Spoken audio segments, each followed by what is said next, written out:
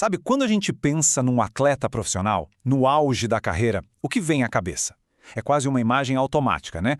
Um regime impecável, treino super rigoroso, recuperação precisa e, claro, uma dieta perfeitamente calculada. Mas, e se essa imagem toda não for bem assim? E se, na verdade, os atletas de elite, os profissionais mesmo, tivessem uma dieta pior que a dos amadores? Pois é sobre esse paradoxo que vamos mergulhar agora. Então, vamos direto ao ponto. A resposta mais óbvia para essa pergunta seria sim, certo? Afinal de contas, para competir em alto nível, cada mínimo detalhe conta. Só que uma pesquisa bem recente com jogadores de futebol italianos resolveu botar essa ideia à prova.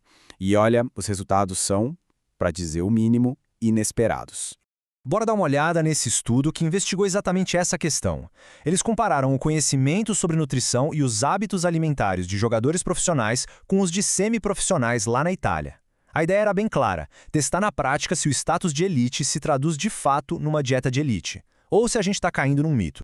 Bom, o estudo pegou duas equipes. De um lado, o time da categoria C, os jogadores profissionais. Eles eram mais velhos, tinham mais anos de estrada no futebol e mais horas de treino por semana. Do outro lado, a categoria D, os semiprofissionais, um pessoal mais jovem e com um pouco menos de bagagem. Então não tem dúvida, né? O time C era o grupo de elite aqui na comparação.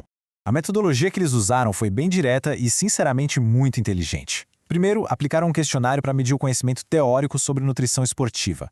Depois, pediram um diário alimentar. Por 4 dias, os atletas tinham que anotar absolutamente tudo o que comiam e bebiam. A grande pergunta era: será que o conhecimento que eles tinham na cabeça batia com o que eles colocavam no prato? E é exatamente aqui que a história começa a ficar boa de verdade. Vamos ver o que os pesquisadores encontraram, começando pelo teste de conhecimento. A gente esperaria que os profissionais soubessem mais, não é mesmo?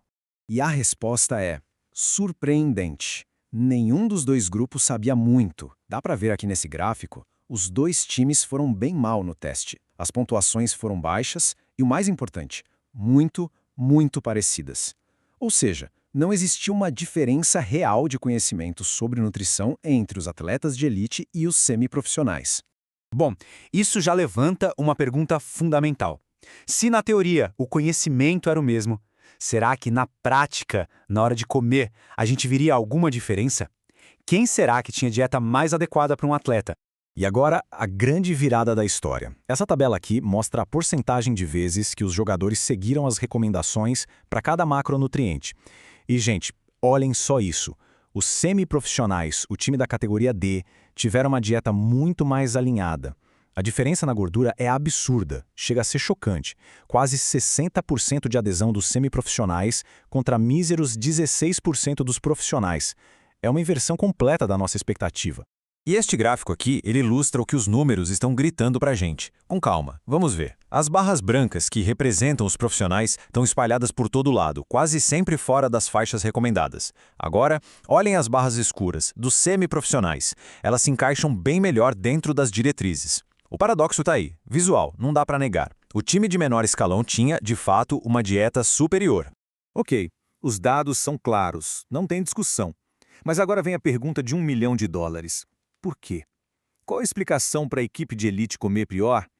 Os pesquisadores tinham algumas hipóteses bem interessantes. O próprio estudo conclui de forma bem direta, como a gente vê aqui nesta citação. A dieta da equipe semiprofissional estava simplesmente mais de acordo com o que é recomendado. Ponto. Não deixa nenhuma margem para dúvida sobre o que os dados mostraram. Então, quais são as teorias?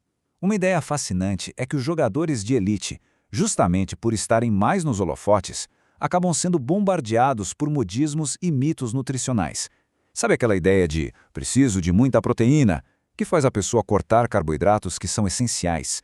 Pois é, já os semiprofissionais, talvez por estarem mais protegidos dessa avalanche de informação e desinformação, acabam seguindo uma dieta mais tradicional e mais balanceada. Mas quer saber? A parte mais reveladora talvez nem seja sobre o que eles comeram, mas sim sobre o porquê. Este estudo, no fundo, revela algo muito mais profundo, aquela famosa distância entre o saber e o fazer. E aqui está a conclusão mais forte de toda a pesquisa. Anotem aí.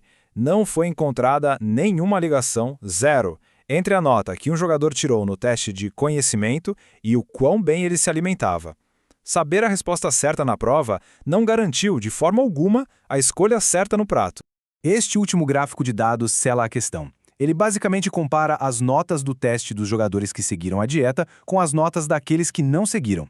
Reparem como as caixas se sobrepõem completamente. Não existe um padrão.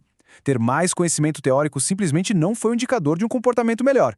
No final das contas, a lição aqui vai muito além do esporte. Ela reflete uma verdade sobre a condição humana na nossa era da informação. Quantas vezes a gente sabe o que é o certo a fazer, seja na dieta, no exercício, nas finanças, mas na prática a gente acaba agindo de um jeito totalmente diferente. Isso nos deixa com uma pergunta para pensar. Num mundo onde a informação é superabundante, mas a desinformação também é, talvez a questão mais importante não seja só o que se sabe, mas o que se consegue aplicar. O que será que realmente molda as nossas ações do dia a dia? Fica aí a reflexão.